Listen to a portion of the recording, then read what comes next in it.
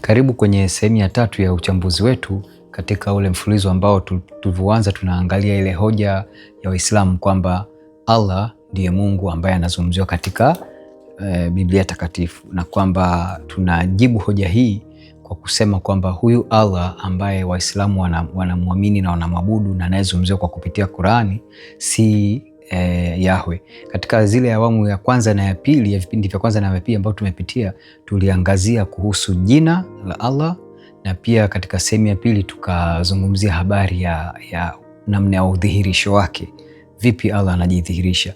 Safari tutakwenda katika awamu yetu ya 3 ambao tutaangalia sifa za Mungu. Huyu Allah sifa zake zikoje, na tutalinganisha na sifa za Yahweh, huyu Mungu ambaye Wakristo duniani kote wanamtambua kwa kupitia maandiko matakatifu ya Biblia. Na katika hizi kuangalia sifa za Mungu, tutaangalia vitu vikuu vitatu.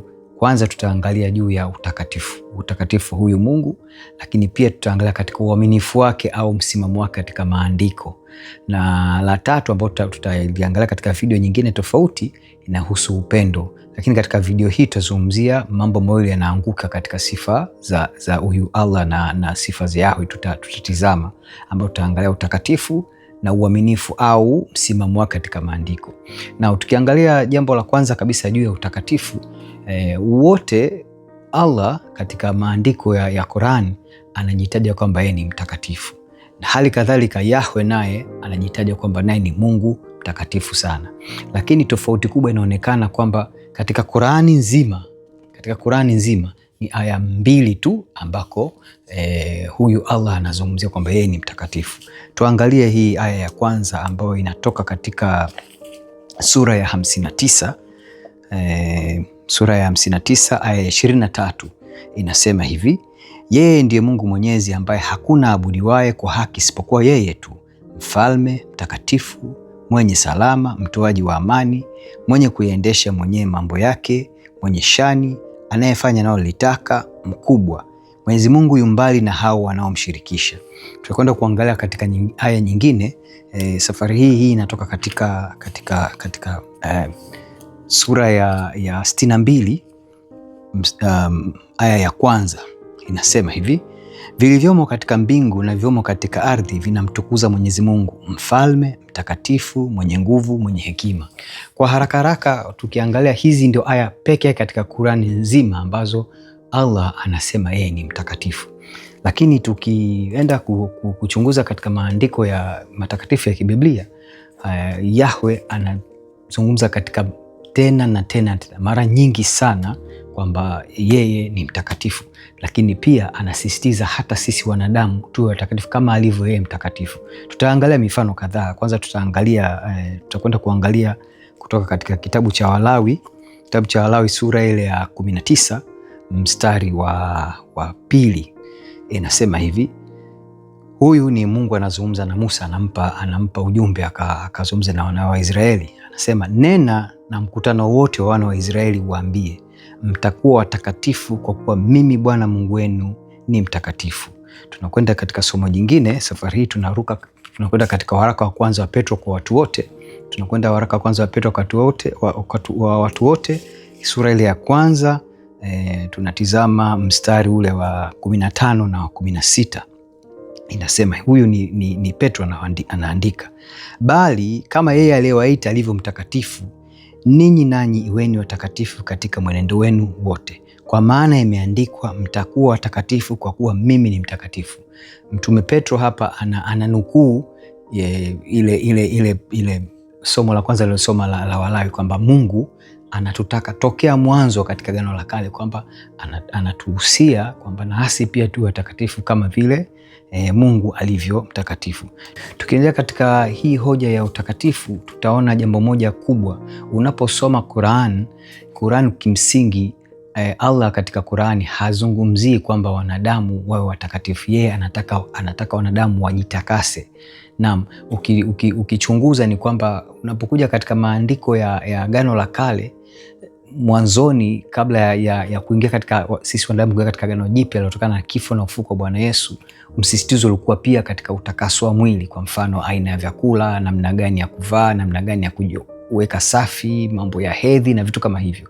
Lakini tunapokuja katika Agano Jipya, Bwana Yesu anazungumzia utakatifu, utakaso ulioko ndani ya moyo, kwa maana moyo ni kichaka cha maovu, chanzo cha maovu mengi. Kwa hiyo Bwana Yesu anasisitiza utakaso ambao unatengeneza utakatifu ndani mwetu. Lakini Qur'ani yeye huyu Allah kwa kupitia Qur'ani anasisitizia kuhusu dhana ya utakaso. Tunaangalia katika mojawapo ya maandiko ya Qur'an. Safari hii tutakwenda kuangalia Suratul Baqara. Tunaangalia Suratul Baqara, hii ni sura ya pili ya katika Qur'an. Tunaenda kuangalia aya ya 222. Na huyu Allah anazungumzia, anamwambia Muhammad, na wanakuuliza juu ya hedhi, waambie huo ni uchafu. Basi jitengeni na wanawake wakati wa hedhi, wala msiwakaribie mpaka watahirike. Wakisha tahirika, basi waendeeni katika pale walipokuamrisheni Mwenyezi Mungu. Hakika Mwenyezi Mungu huwapenda wanaotubu na wapenda wanaojitakasa. Sasa unaona hapo kwamba Allah yeye anazungumzia kuhusu utakaso, wakati Yahwe tunapokuja na kwa kimsingi kabisa tunaposoma maandiko, Mungu huyu Yahwe anasisitiza tena na tena umuhimu wa kuwa watakatifu. Anataka kwamba tujisafishe kutoka nafsini mwetu, ndani mwetu, kwa sababu ndiko chanzo cha dhambi na maovu na uovu.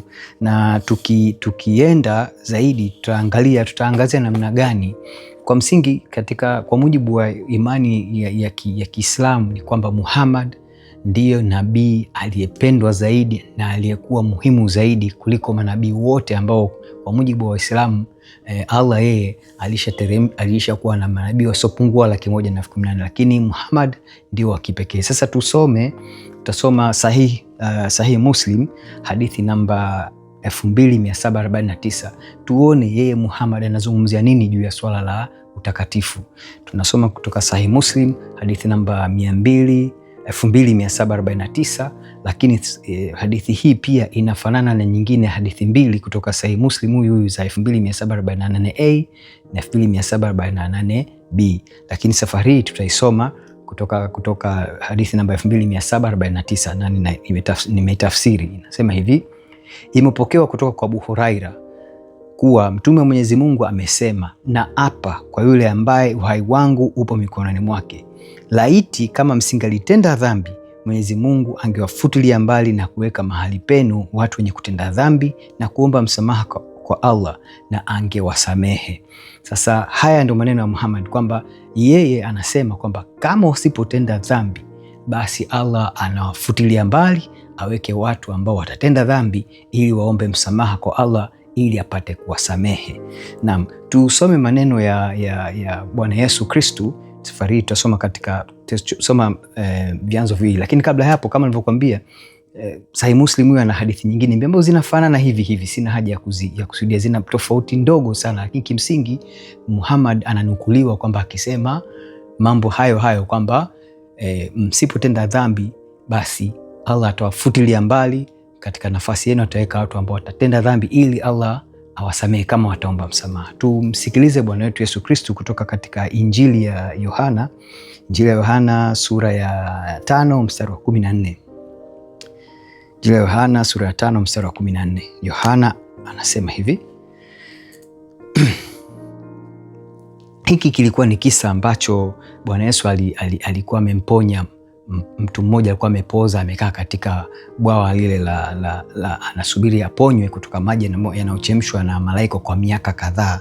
Alikwenda akamponya na ikaleta mtafaruku mkubwa. Sasa Bwana Yesu anarudi tena, anakutana na yule mtu aliyemponya, anamwambia hivi, anasema hivi: baada ya hayo Yesu akamkuta ndani ya hekalu, akamwambia, angalia, umekuwa mzima, usitende dhambi tena, lisije likakupata jambo lilobaya zaidi.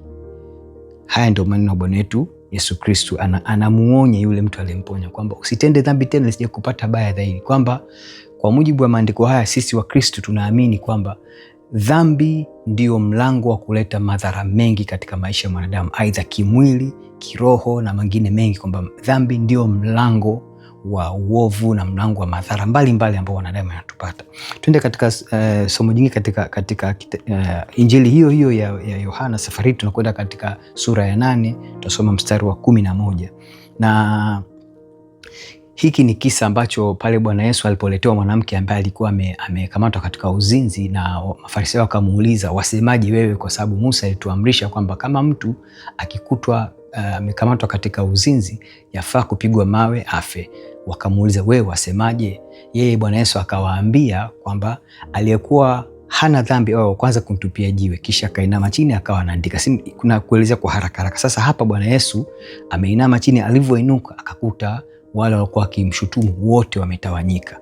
Anamwambia hivi katika mstari wa 11, akamuuliza nitasoma kuanzia mstari wa 10. Yesu akajiinua asimwone mtu ila yule mwanamke, akamwambia, mwanamke, wako wapi wale washtaki wako? Je, hakuna aliyehukumu kuwa na hatia? Mwanamke anajibu katika mstari wa 11, akamwambia, hakuna Bwana. Yesu akamwambia, wala mimi sikuhukumu, enenda zako wala usitende dhambi tena. Tunaona tofauti hapa kubwa baina ya Bwana Yesu Kristu na Muhammad, yule nabii wa Allah, kwamba yeye yule anasema msipotenda dhambi mtakatiliwa mbali na Allah, lakini Bwana Yesu anasisitiza tena na tena kwamba tusitenda tena dhambi, na ndio ulikuwa ndio msimamo wake na ndio mafundisho yake siku zote. Naam, tumeangazia hili. Tunakwenda katika jambo jingine la pili katika swala lile la kuangalia kuhusu sifa za huyu Allah na kulinganisha na sifa za Yehova au Yahwe. Safari hii tutaangalia katika msimamo wao kwenye maandiko. Kimsingi, kama kuna jambo moja linajitokeza katika masomo ya Qur'ani na mafundisho ya Kiislamu ni kwamba Allah hana msimamo kwenye maandiko yake, hata kwenye matamko yake, hata kwenye sheria zake. Ni Mungu ambaye alikuwa akibadilika wakati anateremsha aya, mara analeta aya hii, baada ya muda anaifuta, analeta aya hii, baadaye anaifuta. Kwa mujibu wa wanazuoni wa Kiislamu wanasema Qur'ani kuna aya takriban pengine mpaka 500 ambazo Allah alikuja akazifuta. Hii dhana inatambulika kama nasikh au kwa Kiingereza inasema abrogation. Naam, kuna mabishano ya ngapi, lakini ipo inasemekana zinaweza kufika hata aya 500 hivi. Yeye yule Al-Suyuti, mojawapo ya mtaalamu mkubwa anayeheshimika sana katika Waislamu, anasema anazitaja aya kama 20 hivi ambazo Allah alikuja akabadili. Tunaweza kuona kwa mfano, utaona kwamba ukisoma Qur'ani utakuta kuna pahala Allah anaruhusu pombe, baadaye anakuja anafuta, anafanya mabadiliko. Au mwanzoni unakuta kwamba anaamrisha Waislamu wakisali watizame wawe na uelekeo kwenda Yerusalemu, baadaye anabadilika anasema watizame Maka na mambo mengine kama hayo. Hebu tusome tutasoma aya kadhaa. Tunarudi tena katika Qur'an na kusomea kutoka Suratul Baqara, ile sura ya 2, na kusomea mstari wa 106.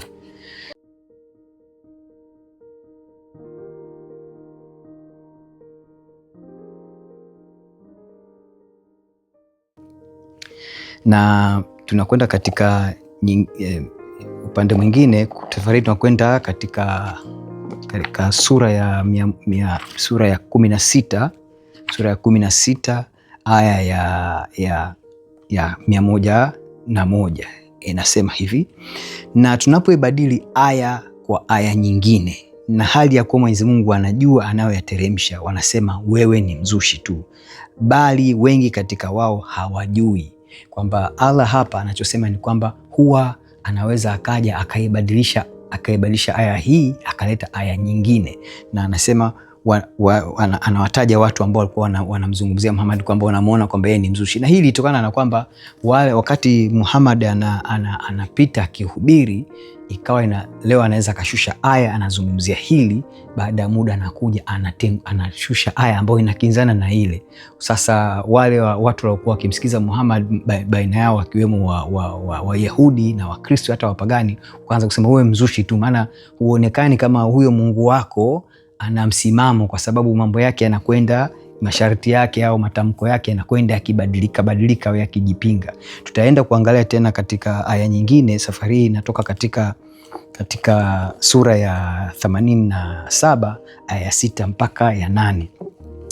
Tunasoma, tutakusomesha wala hutasahau. Huyu ni Allah anamwambia Muhammad, tutakusomesha wala hutasahau, ila akipenda Mwenyezi Mungu, yeye anajua yaliyo dhahiri na yaliyofichika, nasi tutakusahilishia dini iliyo nyepesi. Maana yake ni kwamba hapa Allah anamwambia Muhammad kwamba tutakusomesha usahau, lakini ikiwa tutataka sisi wenyewe tutakusahaulisha. Sasa katika kipindi kilichopita, mojawapo ya jambo nilizungumzia na tunaliona katika aya hii, tunamwona Allah pia akizungumza kwa wingi katika kile kitenzi kwamba tutakusomesha. Unaona, nao pia ni tatizo kwamba huyu Allah mbona anazungumza kwa wingi kama yeye ana nafsi moja? Lakini hiyo sio hoja letu hapa. Hoja letu ni kwamba Allah anamwahidi Muhammad kwamba atakusomesha na utasahau isipokuwa tutakapoamua. Sasa twende tukaangalie jinsi gani Muhammad anazungumza katika swala hili la kusahaulishwa zile aya ambazo anateremshiwa na Allah. Tutasoma safari hii, tuenda katika Sahih Muslim, hadithi namba 788A na 788B. Naisoma kwanza 788A. Nasema hivi: Aisha, na huyu Aisha alikuwa mmoja wapo wa wake wa Muhammad, na huyu Aisha Muhammad alimuoa huyu Bi Aisha binti akiwa na miaka 6 na akaingia kwake akiwa na miaka 9. Aisha ameripoti kwamba Mtume wa Mwenyezi Mungu alimsikia mtu akisoma Qur'an usiku. Juu ya hili alisema, Mwenyezi Mungu amrehemu, amenikumbusha aya fulani na fulani ambayo niliikosa katika sura fulani hivi. Hii ni Sahih Muslim namba 788A. Tunakwenda kusoma katika Sahih Muslim namba 788B. Tena Aisha huyu, hii ni hadithi ambayo Aisha ndio anayenukuu. Aisha ameripoti kwamba mjumbe wa Mwenyezi Mungu alisikiliza kisomo cha Qur'an cha mtu mmoja msikitini. Hapo akasema, Mwenyezi Mungu amrehemu, amenikumbusha aya ambayo nilisahau. Sasa unaona huyu Allah yeye anamsahaulisha Muhammad katika aya kadha. Unaona, anamteremshia, anamwahidi, lakini anasahau. Lakini tuangalie, je, kwa upande wa Yahwe, hasa kwa kumfuatilia Bwana wetu Yesu Kristo, anasema nini juu ya jambo kama hili? Tunakwenda kusoma somo kutoka katika kitabu cha Malaki sura ile ya 3 aya ya 6. Kitabu cha Malaki sura ile ya 3 aya ya 6. Tunasoma hivi: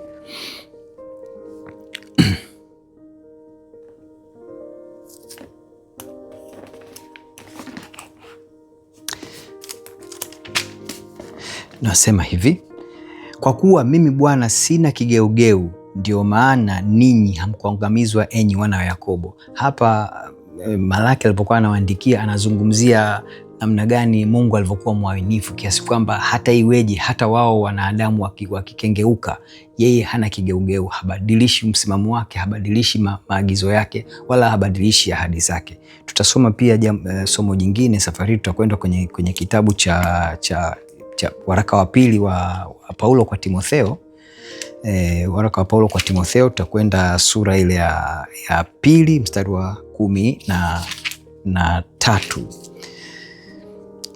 Paulo anasema hivi: kama sisi hatuamini, yeye hudumu wa kuaminiwa, kwa maana hawezi kujikana mwenyewe. Kwamba huyu Allah, unakumbuka mwanzoni kule Allah anazungumzia kwamba anasema hawa watu wanakuita wewe Muhammad mzushi kwa sababu mimi ndio ninayebadilisha. Lakini hapa tunaona kwamba Mungu anathibitisha katika maandiko kwamba yeye anaweza kuaminiwa kwa kuwa hawezi kujikana mwenyewe. Anaposema neno halirudii. Tutakwenda kusoma neno jingine kutoka kitabu cha waraka wa Paulo anawaandikia Waebrania. Tutakwenda kusoma sura ya 13 aya ya 8. Anasema hivi, lakini kupata mwelekeo zaidi nitaanzia aya ya 7, ile mstari wa 7. Wakumbukeni wale waliokuwa wakiwaongoza, waliowaambia neno la Mungu, tena kwa kuchunguza sana mwisho wa mwenendo wao, iigeni imani yao. Yesu Kristu ni yeye yule jana na leo na hata milele, kwamba Bwana Yesu habadiliki. Mambo yake na sheria zake na msimamo wake na ahadi zake na uaminifu wake ni ule ule jana, leo na hata milele. Tunakwenda katika somo jingine. Safari tutaangalia Mathayo, Injili ya Mathayo sura ya 24, Injili ya Mathayo sura ya 24 mstari wa 35. Haya ni maneno ya Bwana Yesu anazungumza, anasema hivi: mbingu na nchi zitapita, lakini maneno yangu hayatapita kamwe. Anasema mbingu na nchi zitapita, lakini maneno yangu hayatapita kamwe, kwamba hakuna neno ambalo litakwenda likibadilishwa, kwa sababu kila neno analolisema atakuja atalitimiza. Tuende kusoma neno jingine hapa kutoka katika Injili ya Yohana. Tutasoma Injili ya Yohana sura ya 14 mstari wa 26. Sasa hapa ni pale ambako Bwana Yesu anawaahidi wanafunzi wake kuwaletea msaidizi, Roho Mtakatifu. Anasema hivi: lakini huyo msaidizi, huyo Roho Mtakatifu ambaye Baba atampeleka kwa jina langu, atawafundisha yote na kuwakumbusha yote niliyowaambia. Sasa fikiria namna gani Allah katika Qur'ani anasema atamsahaulisha Muhammad aya, umeona, kama akitaka. Lakini hapa tunaona ahadi ya Bwana Yesu. Anajua udhaifu wa wanadamu, anajua kwamba tunaweza tukasahau kwa sababu uwezo wetu ni mdogo katika wanadamu, na ndio maana tukienda kule, tumesoma kule katika Sahih Muslim, Muhammad anasahau baadhi ya aya, anakuja kukumbuka akiwa msikitini anamsikia mtu. Sasa swala linakuja, alikuwa ana uhakika kweli lile alilosikia ndilo ambalo alikuwa amelisahau? Lakini hapa Bwana Yesu anatoa ahadi ya kutuma nafsi ya tatu ya Mungu ambayo ni Roho Mtakatifu, ambaye atawafundisha na kuwakumbusha yote. Atawafundisha na kuwakumbusha yote, na hili ni jambo la msingi sana. Sasa ukiangalia katika miaka 23 ya Muhammad, kumekuwa na mabadiliko mengi. Huyu Allah si tu alibadilisha aya, lakini pia alikengeuka katika mambo chungu mzima. Kwa mfano, tunaona Allah akikiuka pia zile amri 10 za Mungu, kwa sababu ukumbuke moja jambo la msingi sana katika Mungu Yehova Yahwe katika Biblia, katika amri zake 10 hazitengui kamwe. Lakini tukienda kumwangalia Muhammad na tunamwangalia mahusiano yake pamoja na huyu Mungu Allah, tunaona anatengua amri 10. Tutaona kwa mfano Muhammad kuna kisa kimoja, Muhammad alimuoa mke wa aliyekuwa mke wa mwanae wa kumwasili. Alikuwa akiitwa huyu mwanae akiitwa Zaid, na huyu Zaid alikuwa na mke akiitwa Zainab. Siku moja Muhammad alikwenda nyumbani kwa Zaid wakati Zaid hayupo, akamkuta huyu mwanamke akiwa nusu uchi. Muhammad akamtamani kweli kweli. Basi baada ya Zaid kuona vile, akampa talaka mkewe ili Muhammad amuoe. Baada ya pale Muhammad akamuoa yule mwanamke. Sasa wengi wa wafuasi wa Muhammad wakakwazika sana na jambo lile, kwamba, na ukiangalia katika sheria za amri 10, moja kwa moja Muhammad mwenyewe alikuwa ameivunja sheria ile amri ya 10 ya usimtamani mwanamke asiyokuwa mke wako, usitamani mke wa jirani yako. Ile tunaisoma katika kitabu cha Kutoka sura 20 mstari wa 17. Kwa hiyo baada ya watu kununika, Muhammad akashushiwa aya ambayo Allah anakuja anaruhusu kitendo kile. Tukiendelea pia katika dhana na falsafa na theolojia ya Kiislamu, kuna kitu kinaitwa takia. Takia ni maana yake ni kwamba Waislamu wao wanapewa ruhusa ya kusema uongo ikiwa kama utalinda maslahi ya imani ya Kiislamu na Waislamu. Sasa tunaona tukisoma pahala katika Biblia takatifu, tunamkuta Bwana Yesu anatuambia kwamba neno letu liwe ndio libaki kuwa ndio, na liwe ni hapana kama ni hapana. Anasema lolote nje ya hapo linatoka kwa yule mwovu, kwamba Mungu haturuhusu kusema uongo. Hakuna mazingira yoyote ambayo yanatupa sisi yanatupa haki ya kusema uongo kwa namna yote vile. Na utagundua kwamba hii takia inakiuka amri ya 9 ambao tunaiona katika kitabu cha Kutoka kwenye sura ya 20 mstari wa 16. Lakini pia Allah naye anaruhusu zinaa.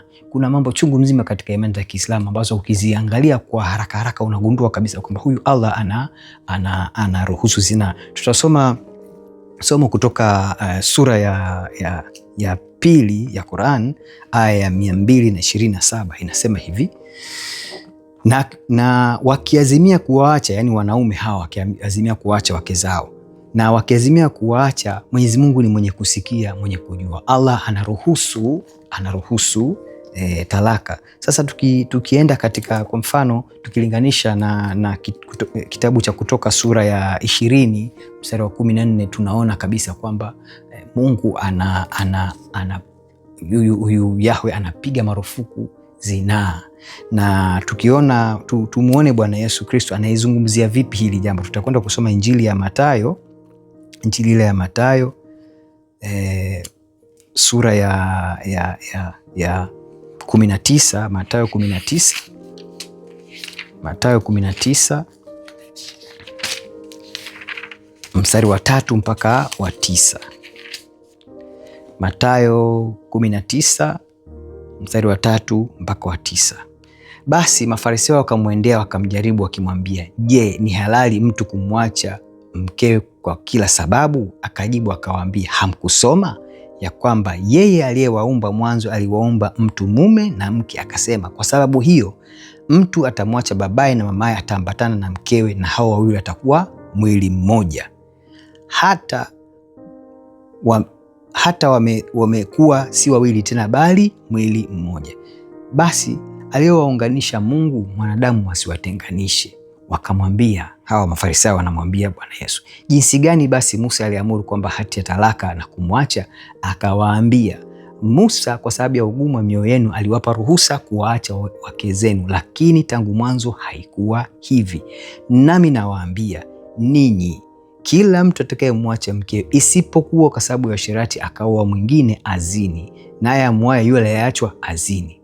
Naam, huu ndio msimamo wa Bwana wetu Yesu Kristo. Anasema kwamba tokea mwanzo mpango wa Mungu ilikuwa mke mmoja, mume mmoja, nao wanakuwa mwili mmoja, na kwamba suala la talaka halikuwa kusudio la Mungu.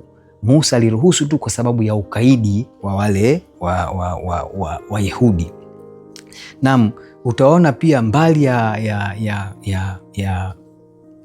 huyu Allah kuruhusu kuvunja zile amri 10 za Yahwe, tunakwenda kuona kwa mfano anatoa upendeleo mwingi. Anaweza akaweka sheria kwa ajili ya Waislamu wake, lakini unakuta Muhammad anapewa upendeleo nje zile sheria zake. Kwa mfano unakuta kwamba katika sura ya 4 aya ya 3 ya Quran, Waislamu wao wanaambiwa wanaweza kuwa mpaka wake 4, japo wanapewa ruhusa kuwa na masuria pembeni mbali ya wale wake 4. Na hawa wake 4 sio tu unaweza ukaacha ukaoa mwingine, kwamba 4 haina maana waone katika maisha yako. Lakini ukienda kusoma katika sura ya 33 mstari wa 50 mpaka 51, unakuta yeye Muhammad anaondolewa hichi kikwazo. Na Muhammad kwa mujibu ya historia na hadithi, Muhammad anasemekana alikuwa na wake 11. Na tusome hadithi kutoka Sahih Bukhari, hadithi namba 4788. Katika tukio hili la aya ya 33 mstari wa 50 mpaka 51, baadaye yule Aisha alikuwa mke kipenzi wa Muhammad, ambaye nawakumbusha tena Muhammad alimuoa akiwa na miaka 6 na akaingia kwake akiwa na miaka 9, wakati huo Muhammad akiwa na miaka 54. Na tunamsikia Aisha anapozungumzia kuhusu yale matukio na zile aya zilizoshushwa. Hii Sahih Bukhari hadithi namba 4788. Amesimulia Aisha, nikamwambia Mtume, ninahisi kuwa Mola wako anaharakisha katika kutimiza matamanio yako. Huyu Aisha maana yake anaanza kushangaa kwamba inakuwa vipi kwamba kila jambo ambalo Muhammad analifanya ambalo kwa ukilitizama unakuta ni matamanio yake, inaonekea kwamba Mungu yeye huyu Allah anampendelea Muhammad, anakwenda kutimiza matakwa ya Muhammad, kwamba huyu Allah hana msimamo analolifanya Muhammad, hata kama lina machukizo, baadaye Allah analibariki au analiruhusu. Huyu ni Aisha anayesema maneno haya. na ni Aisha katika watu katika wafuasi wakubwa kabisa wa Waislamu wanaoheshimika, moja wapo ni Aisha, especially kwa upande kwa Wasuni, wao wanamheshimu sana huyu Aisha. Kwa hiyo katika mfululizo wetu wa leo tumeona namna gani kinaga ubaga kwamba Allah hawezi kuwa Yahwe, yule Mungu tunayemjua na tunayemwabudu na tunayempenda, ambaye anaonekana katika maandiko ya Biblia takatifu. Tutaendelea katika hii sehemu ya tatu. Tutamalizia katika video inayofuata, tutazungumzia suala la upendo, na hili ni suala zito sana, na kuomba usikose, kwa sababu kama kuna kitu ambacho kinamtofautisha sana huyu Allah kutoka kwa Yahwe ni swala la upendo, na tutaona namna gani huyu Allah kutokosa upendo kunatokana na kikwazo chake mwenyewe cha kuwa na nafsi moja. Asante sana, naomba uendelee kufuatilia channel hii na mshirikishe mwenzio, share video hii, like pia na ufollow channel hii. Asante sana.